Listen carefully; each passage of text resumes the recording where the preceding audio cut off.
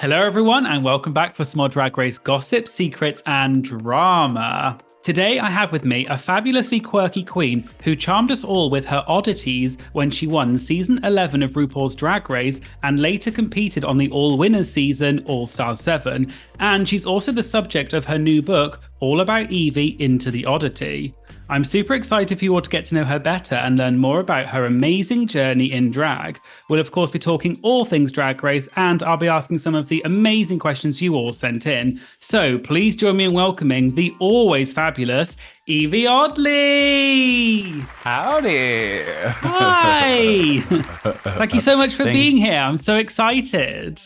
Of course. Thanks for having me. Thanks for opening up your big old space for me. We all love a big old space. We do, even if it has to be made. Starting the interview well. I love it.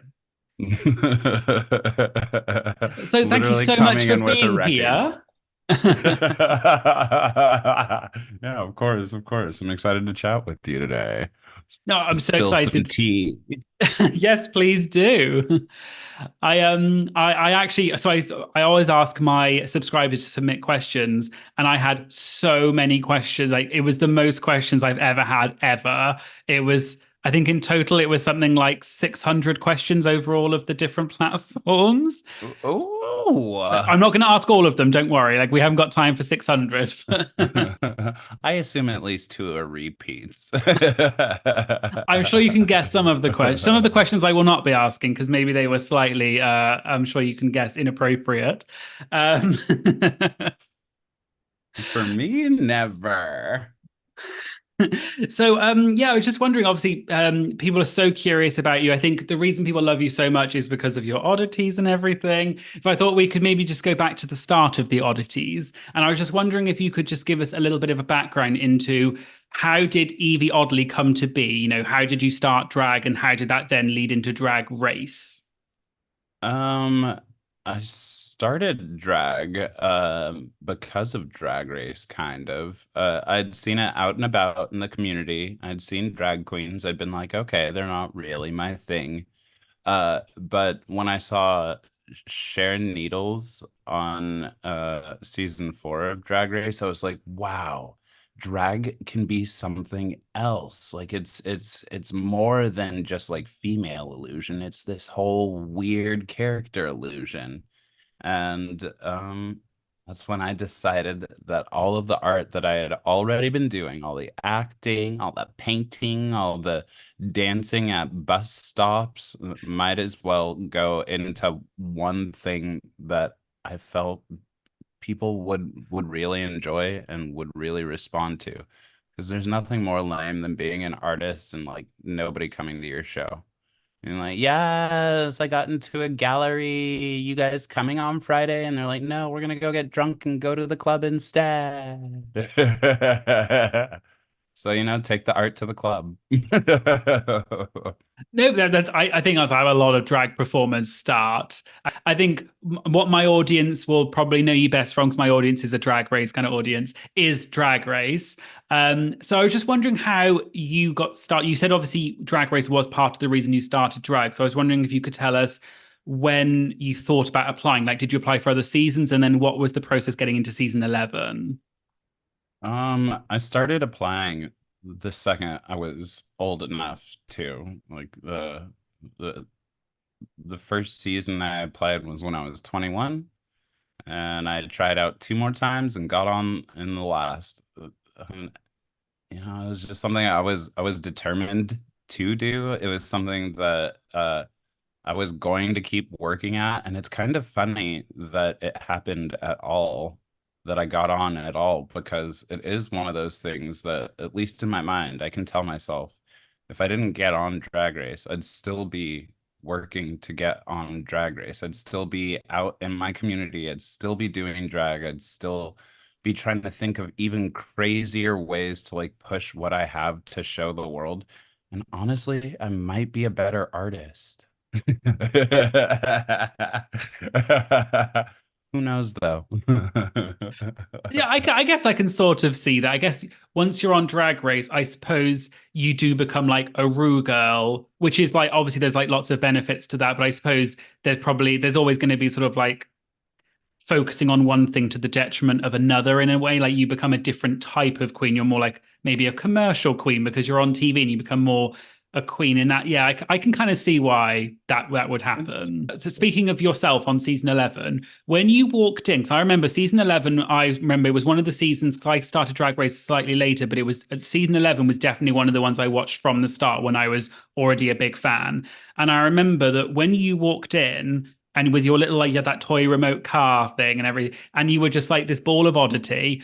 I remember there were so many parallels between you and some other like spooky queens, as they say. And I remember as soon as you walked in, I remember thinking, I think she's going to win, or like she's going to definitely go to the end because you were so different. And they were trying to make portray you as being this like, kooky character. And I was like, no, she's going to go far. I can just see it. it's funny whenever I'm glad you say that. I like it when people say that because I'm like, okay, we all saw it. What were the girls seeing? Why did they even? There would have been no beef with me and my sisters if they would have just been chill with the fact that clearly I was doing the drag that was meant to win Drag Race at that time. Like, just be cool. Be cool. Listen to what I'm saying. Don't wear a bodysuit. Nobody cares how pretty you are.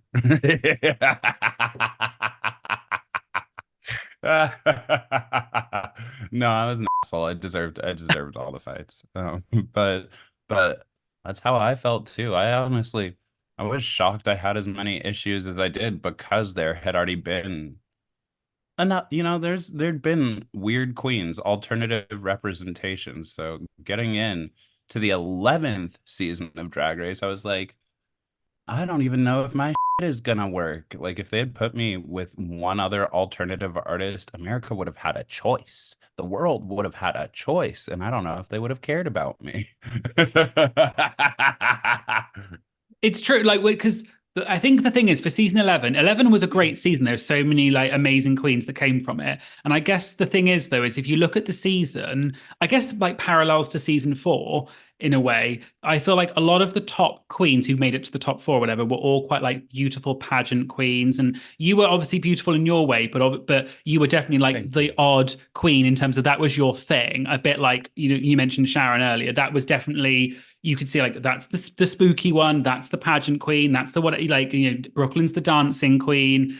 Although you were also we'll get onto that later, but you were also the dancing queen. But but definitely you were like the quirky one. I was like, well, like we've seen this happen before. So to me, it was baffling why people were so confused. I was like, well, why would we watch Drag Race? We're not going to watch it just for four exact same people compete for the top title. Like I don't know. To me, it was just Right. obvious.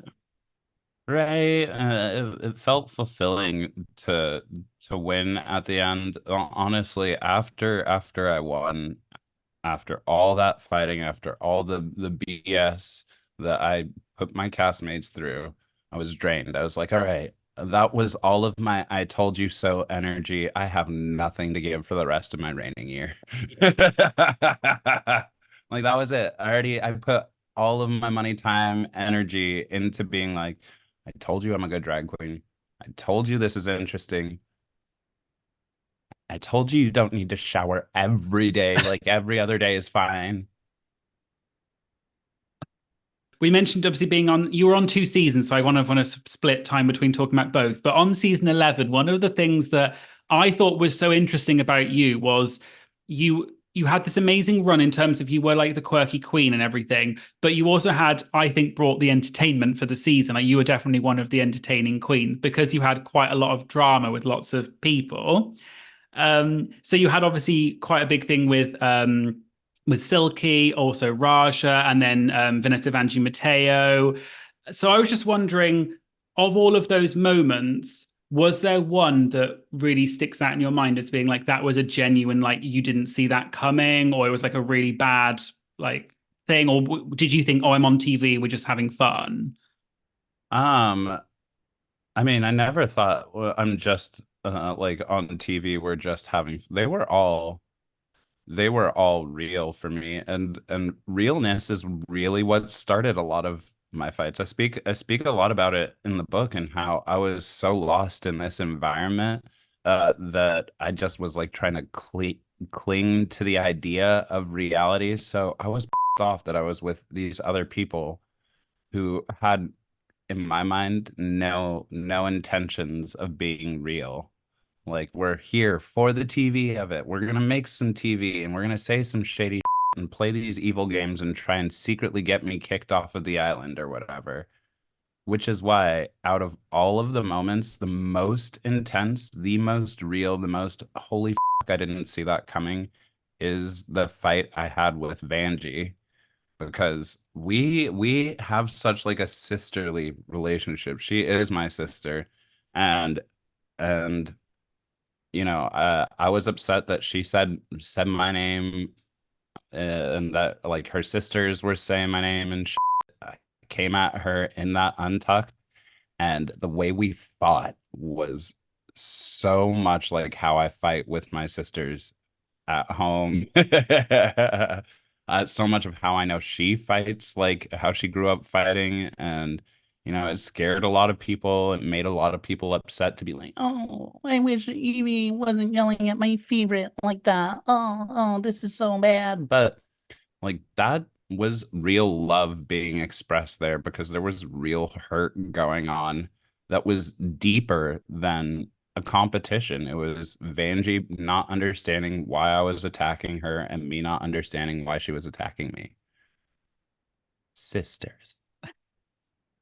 Definitely, I think the one with Vanjie was the one that I personally didn't necessarily see coming, because obviously I think with some of the others like Raja and Silky, they'd kind of obviously had this narrative that you like didn't get on, and you were like the big rivals. But when I remember the Untucked one with Vanjie, I mean, firstly it was very entertaining, I will say, but it was really out of left field for me. And I remember I was just there with my popcorn, like this is great Untucked, because we've had some not great Untucked, and that was a good Untucked. I mean, that singular episode just had to have paid all of Untuck's metaphorical bills that season, because they had whatever it was in the challenge and in those Untucked cocktails at that moment, had finally pried open the lid on not only like any of the drama that I'd had with uh Silky and Vanjie and anyone else up to this point, but it also pried open how Raja was feeling, how everyone was feeling about Plastique. Like it pried open essentially all of the quietedness that I was previously about. Like, where's the realness? Well, it all got real in that Untucked. So it it was a long, wild ride. It was wild, but it was wildly entertaining, I will say as well. With those queens that you mentioned, obviously there was like Silky, Vanjie, and Raja. I was just wondering, is that something that affected you after the show, like your friendship with them, or are you over it now and you're friends, or is it they someone you genuinely have problems with? I genuinely, I genuinely am closer to probably those three more than anyone else in the cast. That's interesting. No, it's interesting. Like trauma bonds, I guess. So one of like I think your best like iconic moments, which I kind of mentioned earlier, was the lip sync between you and Brooklyn. I was just wondering, because that is probably it's gone down in history as being one of the top. It's always at the top of the list of those like videos of the top lip syncs. Quite rightly so. I was just wondering when that happened, did you know that that was going to be iconic? And like, because I assume you obviously can't necessarily see what the other person's doing, you maybe are only focused on yourself, so did you realize in the moment what it was like? Oh, yes. Oh, yes. Oh, yes. I didn't even get to see really what Brooklyn was doing. I just knew she was like the best competitor. But when I talk about like the person who thought they deserved to win Drag Race, when I talk about that mindset and that kind of confidence that was there in those audition videos, that was all over the floor that night. That was like I went from being so sad that I had to do Snatch Game at all, and that of course I bombed it, to being like, I am so thankful I just did that because that is the reason that I'm America's Next Drag Superstar. And eat it. And then like going against Brooklyn, I already know that she was doing insane too. And in the moment, you don't know like if either or both of you are gonna stay or if someone's going home, but you did have the feeling that we just made some herstory. And I'm like literally from the moment we did it, I was like, yeah, this is what I was here for. So like you can say whatever you want to about my looks, my smell, my style, my sense of direction, whatever. I'm one of the best performers to have ever been on that show, and I still hold it down to believe with that lip sync as my proof. No, it, I'm not it a was I'm not one of the best incredible. lip syncers though. I do want to clarify. Don't look at my lip sync. I think we were just so blinded by all of like the Cirque du Soleil as they described it. I think it was an amazing lip sync, and it was definitely one of those like you could tell it was like the moment of the season, but it was because it's two like titans going up against each other, and you both equally did so well. Like to me, that's what a great lip sync is when it's equally matched, and you're like you don't Right. know who to look at. It's like it was fabulous. It's one of the lip syncs that I think the fans are forever going to be demanding the double edit. Like show us the full cut. And you know what? I'd like to see that too. I'm curious about how many lyrics I actually did or did not know. Well, speaking of that, one thing I actually wanted to ask was I've interviewed quite a few other queens, and some queens have told me that on their seasons, they actually filmed their lip sync more than once. And I always was curious about that, like whether that, like with something like yours, if that was filmed more than once, because that would be quite hard if it was like an iconic lip sync to do it twice. I understand that works differently for every season, every show. It's a different production every time, different goals for every shoot day. I will say, on all of the seasons that I have ever participated in every episode that I have ever been a part of, it was a one and done, which is what makes lip syncs for your life terrifying. Because the challenge is you go on, you do that, you wipe your brow and you do it again and hope that something was good between those. The lip syncs is like the most deadening. You go on, they tell you, all right, it's about to happen. It happens, and then a goes home. There's no do-over, there's no reality TV extra magic there. It is, for the ones I've been a part of, it is one and done, and that sets the tone for how bad it feels to be in that position. Like I think you did so well on season 11. Like you had these amazing moments, you had real drama, which I thought was amazing. And I was just wondering, obviously, we know, spoiler alert, you won, which was very deserved, I thought. But I was just wondering, if you're being honest, what was your going into the finale? What were your chances you thought of winning? Like, did you genuinely think you had a shot against someone like Brooklyn or whoever, or did you think like it could go either way? I mean, it's hard to speak on because going into the finale still means a few different things. Like going into filming the finale,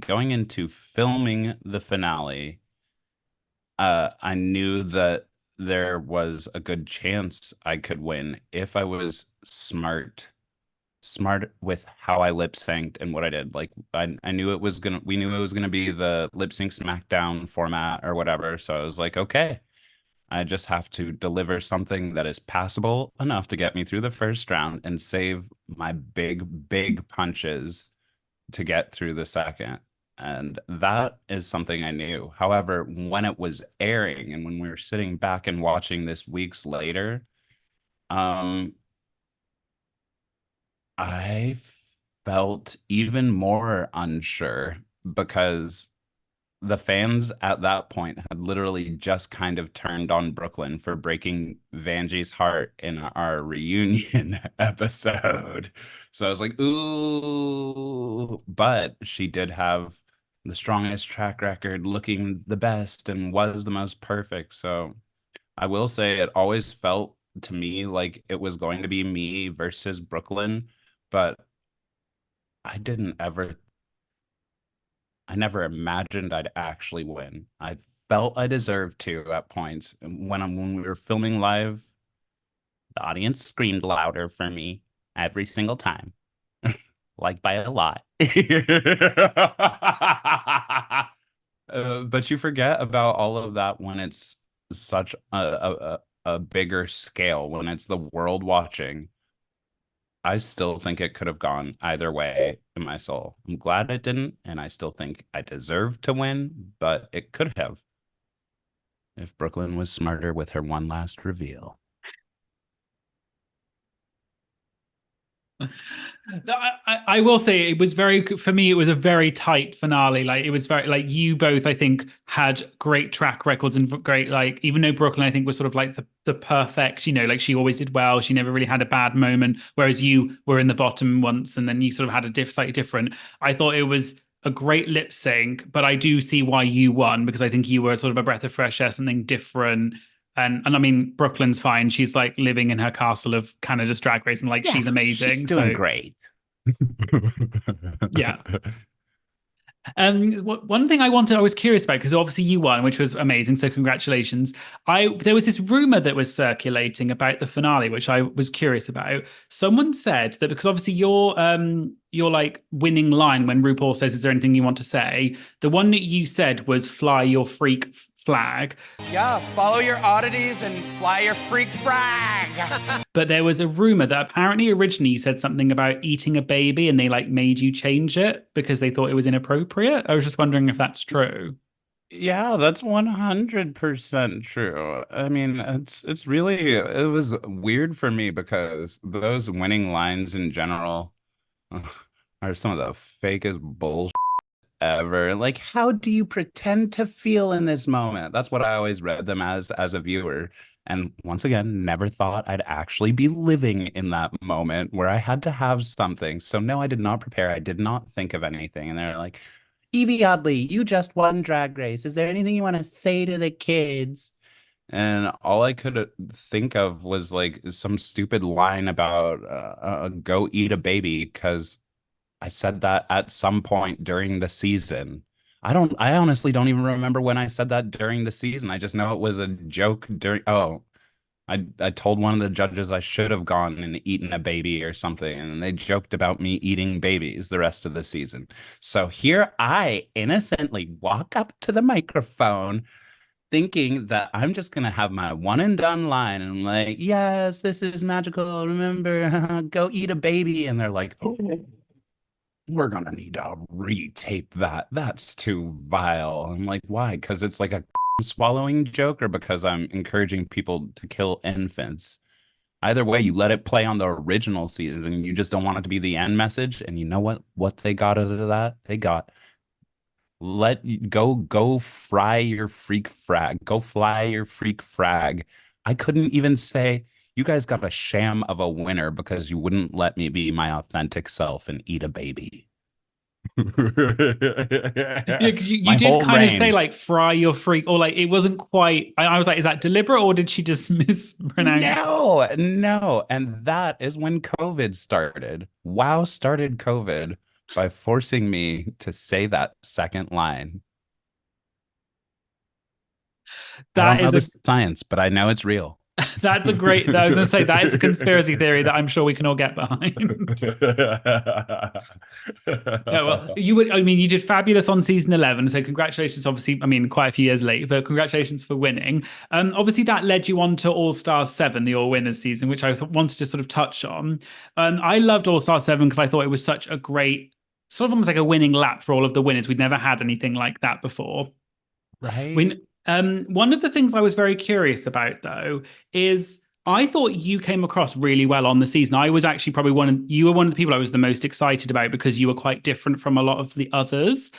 But what I was really curious about is after the season aired and when it was sort of like done, there was some like I think from your side, like there was a couple of posts on social media where I got the impression you were a bit not happy with your time on the season, or like there was some element of it like not being represented properly and turning you into this caricature. I was just wondering if you could sort of talk about that, and like, is that how you genuinely felt about it? I mean, 100%. I definitely go way more into detail in my book about, the perceptions and my dreams, why I even had decided to go back in the first place. But just to like lay it out flat and give an overbriefing, I guess. You know, uh, I went back to have fun. I didn't think that I was going much in the way that I didn't think that I was going to win Drag Race. I didn't think I was going to be the queen of all queens. I also thought of it as a fun victory lap to get to show the fans like the areas I had grown, the things I had worked on. I made most of my runways for All Stars 7, and I had only learned how to sew a few years before. So there were like all these other sides of me that I was so excited to show and just like do this victory lap, no pressure. And while that is ultimately the product that ended up getting delivered to the fans, the process was not that. I don't know if the judges like just didn't get the memo early enough. uh, but I would say I was more, not just me, I was more critically judged, but the queens in general were more critically judged than on a lot of our original seasons. And not just because we were winners and we never had to experience the downsides of it. Like, no, they said some things to me that are probably still going to stick with my annoying little brain for the rest of my life that don't need to, that don't mean anything because they didn't air. They weren't made for the TV. They were saying it for TV and it didn't even make it. So, Yeah, that was one thing I was quite curious about, because Trinity, the Tuck, said she did, because obviously I on my drama channel, so I know all about these sort of things. But she did this live show, and someone asked her about it, and she said, "Yeah, we did get critiqued. They just didn't show it." And like everyone seemed a bit confused about why they didn't show, because it was very positive. Like they didn't really show any negative critiques. I was just wondering, do you know like why that happened, or is there a particular critique you can share that didn't get aired, just to sort of like give some context to the type of things that was being said? I'll give my own searing critique that stuck with me. That's not something that I think you should be telling a winner, somebody who represents your brand. Yeah, I I was told that I hadn't figured myself out yet, and that I don't know myself, and that I haven't grown as an artist since my original time there. Oh my God. So, like when I say like they're critiquing us like we're baby queens trying to figure out our footing in the world. It I just think the judges were on a little bit of burnout because they'd been filming so many seasons, and we did not, somewhere between like the invites to all of the winners uh to do this victory lap season and the actual judging, some of that kind of got lost in translation, and we ended up getting people who were trying to build us into America's Next Drag Superstar instead of celebrating the things that already made us. Wow, that no, it's so bizarre, because All Star 7 was so like positive, and it was received so well by the fans, and I loved it. And it was very much like the Miss Congeniality season, because there was no drama really between the contestants that we saw, and obviously like you're all winners, so at the same point, who cares? But that's so, when I found that out from like when Trinity said it and a few other queens have sort of said it, I was so surprised, because I was like, well, why didn't they I mean, I can see why they didn't show those critiques, because they would not come across well to say that to someone. That's really horrible to say. I can probably guess who said it, but it's just, yeah, I'm really surprised they didn't show that side of it. Maybe they felt they were too mean, I guess. Well, I mean, there were a number of times where I don't even think they were mean as much as it showed the flaws in where they maybe shouldn't be judging. Like, oh, we can't say that word anymore. I don't know if you guys knew that, or oh, like, um, if you actually paid attention to any of the queens who came through your show, you might know what this winner has been doing in their time. There was a lot that it I wish that the version that the fans were shown was the version that was filmed, because that's what we were promised, you know. That's where a lot of my bitterness came out of. A lot of all of those posts and all of that, like, that I stirred up, was me being because I was promised what you guys got, and I just have to deal with all the secret little trauma on my own terms, because it looks too dirty for WoW. Yeah. I mean, yeah, the one thing I'm curious about, I wonder, I mean, obviously, not sure if you're able to talk about it. I was just wondering if, did you get in trouble from WoW for saying those things in the posts? Get in trouble is a hard term, because they really are there to, like, try and support and uplift the queens. It's like one of the mission directives from Drag Race, from the jump, is they're there to offer the kind of success and the kind of platform that RuPaul had to other artists. So, I didn't get in trouble, but I did have to have conversations with them to be like, why the are you saying this? And for me to be like, because this is the first time I'm speaking to you and I won your show. So,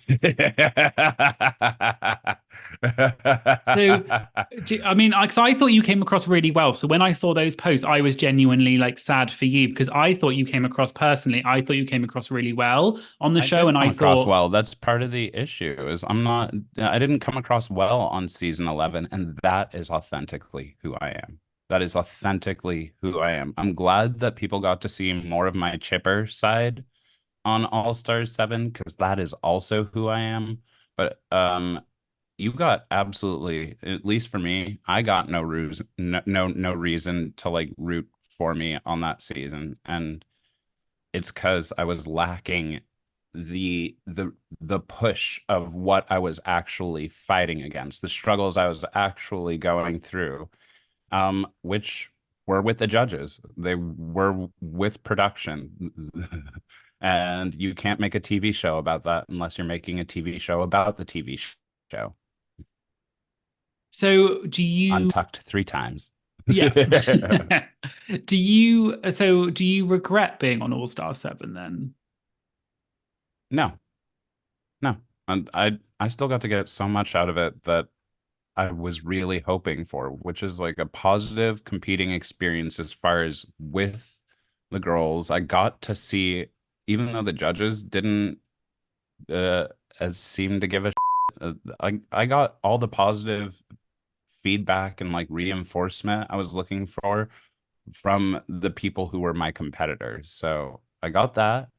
Um, Always happy for the chance to show, like, what I can do to the world. I'm very thankful for that, and I'm very thankful for the opportunity to have been a part of the coolest iteration of Drag Race, like an all winners version.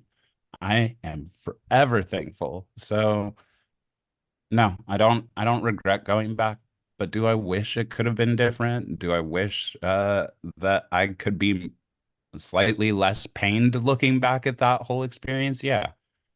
I think hopefully someday I'll learn how to grow with what came from that, and turn it into a big dildo for people to ride or something, you know? Like the All Stars 7 dildo, shaped like a platinum plunger. Really gonna clean your guts out. Marketing. That's there you go, product idea. So one other thing I want, so many people asked this. I wonder if you can talk about it. One of the big sort of like mysteries of All Star 7 was quite a few of the contestants mentioned that there was a reunion filmed and then it got sort of like stopped from airing. where apparently where a lot of the grievances about the season came out, but then I guess it was stopped. I was just wondering if you could like talk about that a bit.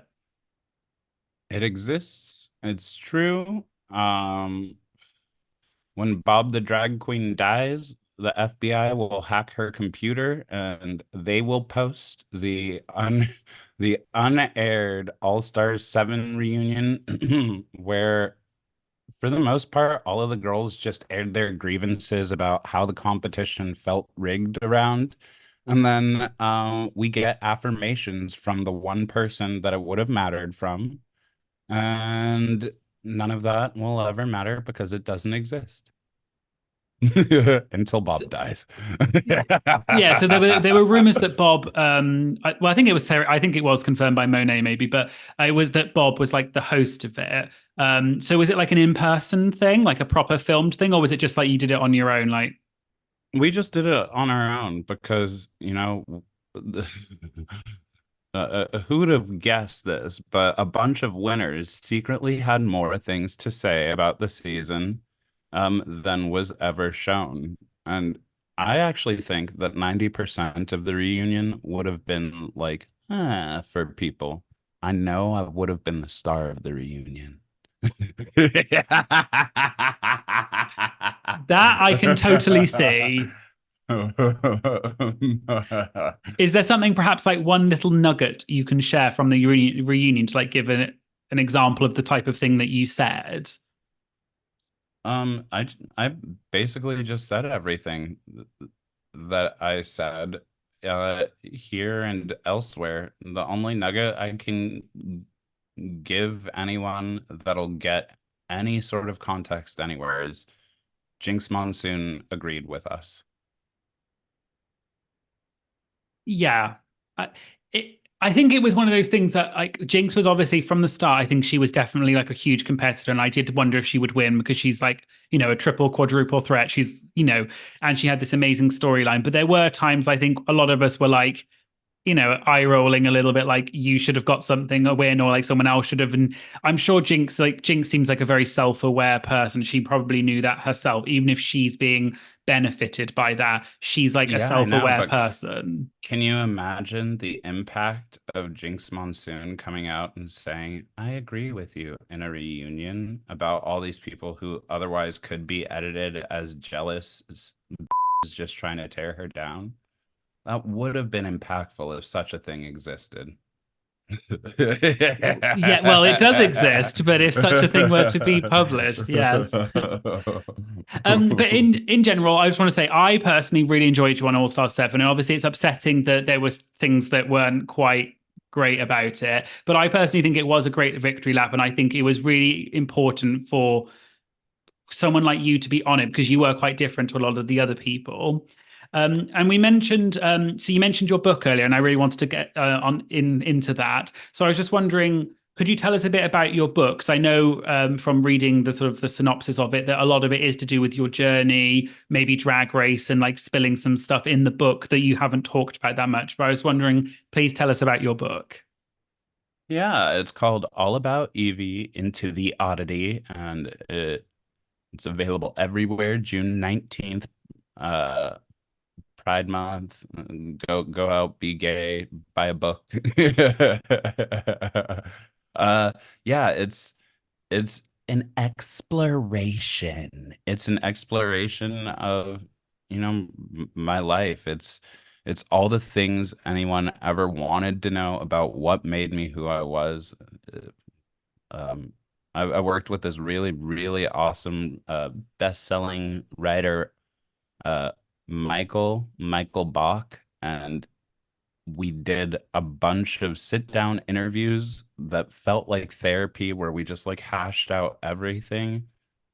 And I'm so excited for people to get to read this book because, not everyone does get to sit down and ask 21 questions with their favorite drag race queens. And this book was like 21 questions and more, in the way that reading it back for the first time, I actually found out things about my own life I did not know. which is pretty wild. I can totally see that writing about yourself, you almost like self-reflect on things. Is that part of the reason you wanted to write the book, or was there another reason? I mean, yeah, I think the biggest pushing reason was I had come to this place where I've achieved a good amount of my dreams, and I want to reflect on what every moment has felt like and has meant to get to this point. Especially since I know that my journey has helped other people, has been a guiding light for some weirdo out there. So to like get it all out on paper just felt very, very important. And I don't know, it was therapeutic. It was therapeutic releasing a lot of this and being really excited because this I feel like this sets me up to start writing my future story, you know. I went to Drag Race, let them write my story. I went back and let them write my story, and you know, here's my first time getting to be like, okay, so here's what I have to say about Yvie. Yeah. I know I'm very excited to obviously like it's not out yet, but it sounds like a great book. And I was just wondering, is there perhaps something that you can share from the book? Like, is there a really interesting part that maybe people wouldn't expect to be in it, or something that you've never talked about before? Or is there something interesting in there to give people an insight into what they can expect from the book? I mean, it's an easy read, but it's also there's some very challenging topics in the book. I talk a lot about my childhood, not only growing up queer, but growing up in an abusive household, in a very complex parent child, other parent relationship. You know, I talk about like my sexual isolation even as an adult, and how like that formed into me being the kind of drag queen I am. I've it's it If you like trauma, I guess. If you like trauma and drama, just know that there is plenty. And every time it's about to get too sad for you, there will be a pretty picture drawn by a real fan Okay, to so there's just there's sop up the pictures tears. then. Pictures, Yeah. that's great. There are pictures, you know, I did a few infograph. I might have done a doodle myself. There might be a singular doodle from me in the book. It's my favorite page. That's all I'll say. Aw. That's really no, that's nice. It's nice that you've got a bit of your, I mean, obviously the book is about you, but it's nice that you have your own input in the book as well. Yeah. I mean, I had to a little bit, even if I can't read. Well, I was just wondering, could you perhaps put your hand up and I'll superimpose the book? And if you could just say the name of your book again as if you're presenting it on The Price is Right or something. You mean like this, my lovely book all about Evie into the Oddity, available on book places on June 19th, wherever books are made, the book factory, the book tree. Books really do come out of trees, you know. And you can tell because of this book right here, all about Evie, that I'm really holding right here. Like, so no, that's great. I'll put a link in the description to the book, and yeah, I definitely would recommend people go and check it out. It sounds like a fabulous book. And speaking of, like, we sort of mentioned like the book exposing things. The name of my channel is Drag Tea Served, so I was just wondering if you could serve us some drag tea, and is there maybe something you can share from either of your seasons or both that either didn't make it to air or something you wish had been shown, or just like a funny backstage moment, or maybe something like a bit shady? Yes. I mean, aside from all the piping hot tea I've been serving, this is a little bit lukewarm, but it is in my favorite little tea cabinet, my little tea closet, because I will never forget the moment where somebody like cracked some joke about RuPaul wearing like slides and sandals or whatever, or sweatpants and sandals, which she does. Not a secret, not hot tea. Sorry about that. But we were on the judges panel and we were getting judged and somebody cracked that joke and Rue's like laughing along like, yeah, ah, ha, ha," and she goes to show us her sandal sweatpants and show us what she's wearing on her feet and lifts her leg up a little too far and falls backwards out of her chair. I got to see RuPaul's sweat-panted feet fly over her fully made up wig. And I wish that was in the world so bad. Oh my God, that would be amazing to see that. I mean, after we all worried for a second whether or not she was alive, we laughed probably the hardest I've ever laughed on that show. Oh wow, All that's Star so 7, it takes interesting. a winner. That's so interesting. Oh my God. Yeah, like we all, I mean, like I said, RuPaul has even talked about this. Like we all know she wears sweatpants and everything. Like she's literally said it in interviews. It's not like hot tea, but like there was like one time in like one episode that someone found where there was a freeze frame of her sitting down. You could see the sweatpants a little bit, like on the episode. Which I thought was like funny because I was like, well, someone's getting fired for that. But like the fact that she fell over. Oh, she fell. She fell. She was laughing so hard. She fell ass backwards out of her chair. I got to see RuPaul's real sweatpants flying over her fake hair. Dreams, dreams come true in the strangest of ways. Oh, I wish that footage was shown. Like that is such a fun moment. Well, thank you so much. I would love to get onto some subscriber questions if we can, just because we have so many, and like I want to try and get through as many as possible. Because, like I said, there were hundreds of Oh, questions, like hundreds. It was insane. I was really like not shocked because like it was you are very famous and you're very accomplished, but there were just so many. I kept getting these notifications every single time. And I was like, oh my God. that So sounds I'd like like me when I go back home. to. Non-stop questions. Hopefully these questions are, but one of the questions, first question was from my Patreon member, Rochelle, who said, with all the things in your life that have held you back, like your illness and being a self-proclaimed freak, what has there been keeping you going to stay authentic?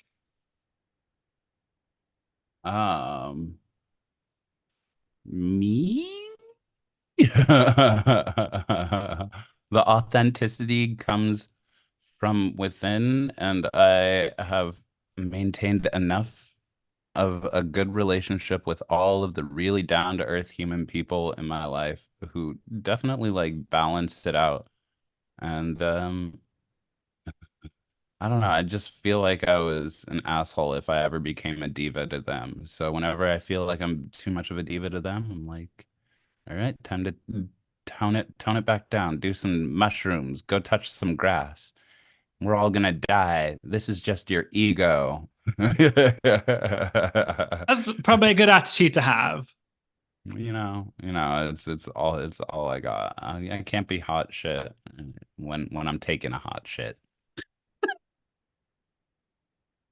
I think that's why people love you because you are just so self-aware and you're not delusional or well maybe so delusional in a fun way, but like you know your worth, you know what you're about and you stay true to your oddities. And you let your freak frag fry or whatever it is or eat a baby, whatever it may be. One of the things that people like this question got so many people were like, yes, this is a great question. Someone asked on All Star 7 during your lip sync against Raja and you did your wig reveal, the way they showed it made it look like RuPaul was like not really that fussed about it. And people were saying, is that true? Like, did RuPaul seriously not gag about the reveal? She literally did not. She literally did not. I don't know if she was just over my shit at that point. I don't know if she didn't have her coffee enema that day. I don't know if Raja had already sucked her off in the back by that point and gotten her slimy little paws on her. But, but RuPaul, that reaction that everyone sees with her being like, oh, was 100% real. The reason why I think that she gave that interaction and what may end up have losing me that lip sync in her eyes is that whole wig reveal, the like, oh no, I lost my wig, came out of the first episode where I lost my wig during our uh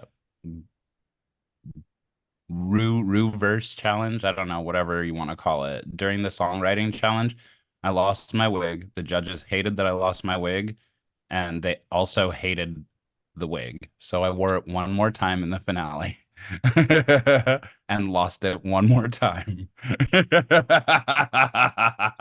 That's so funny. Did you? Is that because you knew you weren't going to win? Like, was it like a deliberate, like, kind of like, oh, I'm not going to win, so I'm just going to have some fun kind of thing, or did you think it might work? Um, uh, uh, at this point, I had already survived a whole season where they made it clear to me that they didn't think my drag was on par with the girls, that I apparently didn't deserve to really be like be a winner, apparently. If I don't know who I am and that's the only reason I won, I was under no circumstance thinking that I was going to win everything. The sick part is that I was so ready to go home when they told us that we were going to do the Lollapalooza. I was like, okay, so there is one more reason for me to stay. I can show people that I can lip sync again, can do the thing that people know I'm good at, and like and at least I'll maybe like win something this way. Maybe I'll win some money or something this way. But I knew it would ultimately always come down to how the fans felt about Raja and I during the season, and I knew that that was always going to be a losing battle for me. One thing about talking about fashion, one random thing that happened was I don't know if you remember, but on season 12, which was obviously the season after yours, they did a makeover with superfans, and Crystal Method did a makeover. I don't know if you remember, like the Bert and Ernie thing. I think about it all the time. So Grace, who was Crystal's partner, I interviewed her on my channel a while back, and she wanted me to ask you because she's also from Denver. And she said, "Can you ask Yvie, like, does she approve of the makeover?" Of course I did. Of course I did. Of course I do. Crystal didn't win that one, did she? No. I believe I was just reminded of that by some like weird stat poll thing today. It is bullshit. And, I might quiet some of my opinions about the show. The one opinion I will never quiet is how the makeover episode is always the most ridiculous bullshit shenanigans ever. It is one of the coolest challenges that they could have every single season because it touches at the core of what drag is. And then they just shred it up to little bits each season, ignoring the girls who actually do things that are true to their drag and to their world and their styles, and instead being like, yes, you guys wore two sparkly dresses, you're winners. Wow, you wore two of the same bodysuits. So you know what? You know what, girl? I want you to know I see you.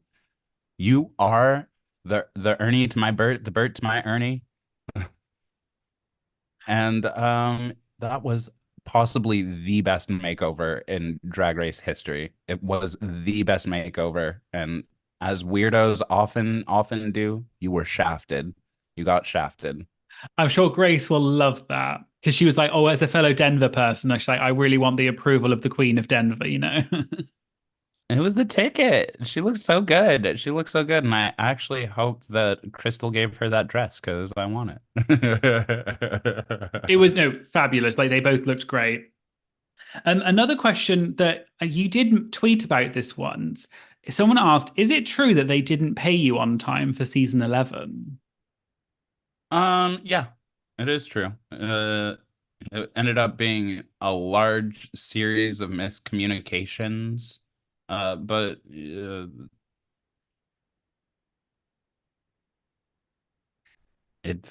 I've already the tweet is still up because it is the truth. I'm not gonna speak on it anymore. But but what happened happened. And what did But not did not. Yeah, I mean, you did get paid eventually, just to clarify, but it was like a year late or something. Yeah. There might have been some time in between the check clearing and people thinking I was $100,000 richer.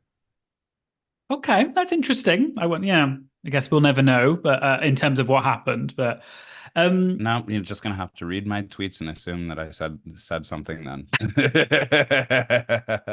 and then the final question comes from another one of my Patreon members, Bailey, and they said reality TV portrays you the way it wants to on screen. What is something that you want the world to know that didn't come across on either of your seasons of Drag Race?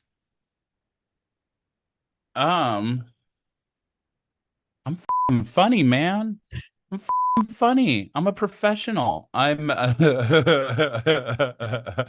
guess either that I'm funny or that I'm a professional, although they go hand in hand with each other. Because I did start touring around with my one woman show last year, and the biggest thing I got after it was like, "Oh my God, I had no idea you were so funny. You were just up on a microphone for an hour and a half."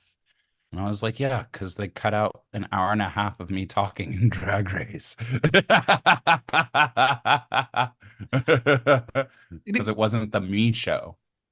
Well, I personally think you did come across as funny. Like, I remember some of your little quips back to people. Like, one of the things that I'm not even sure if you intended it to be funny, but one of the moments that really got me was like between you and Silky when you were having your argument, and she was like, "If I was going to lip sync, I was ready to do so," and she like ripped off her, and you just went, "What does that have to do with anything?" And I just thought it was so funny. If I would have lip synced for my motherfucking life today, I was motherfucking ready. What does that have to do with anything?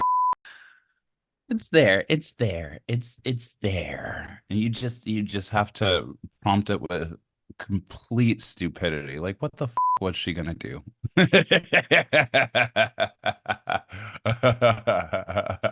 Well, thank you so much for your questions. I'd love to move on to my quick fire round of questions. It's just five silly questions. Some are drag related, some have not, but it's just like the first thing that comes to your mind, like first quick fire answer.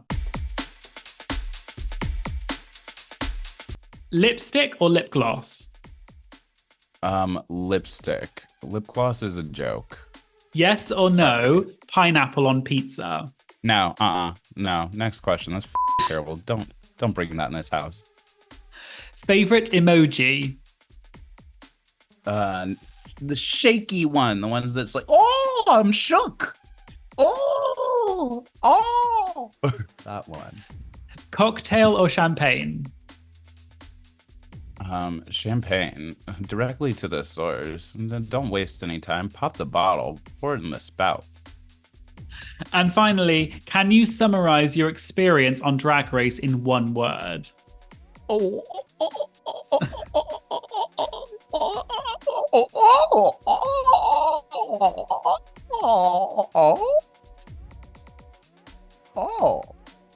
I'm not sure how you spell that, but I'll try and figure it out. it was my grandmother's name.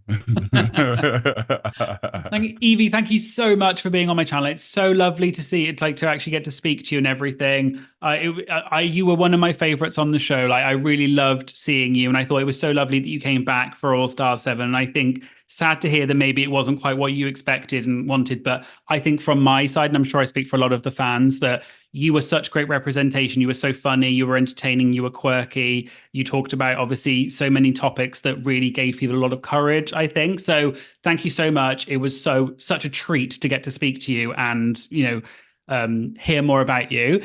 Where can people find you, in social media? And do you have anything you'd like to plug? Yeah, of course. You can find me on most socials at Oddly Yvie, except for TikTok, which I just joined, and that's all about Yvie, like the name of my book, which I'm also here to plug. Please plug, please plug. I've got a new EP coming out to support it. So if you like music, if that's your thing, go see that. Come see me if I'm in your city. Send me your nudes. I'll send you mine. Find me on the apps. Brush your teeth. I think I'm out of plugs. Could you maybe plug your book one more time for us? All about Yvie, June 19th, 2024, the year of our Lord. Link in bio. Link in bio. Send feet pics. Yvie, thank you so much. It's been such a treat. Of course. Thank you for speaking with me. I appreciate it. Thank you so much. Bye. Adios.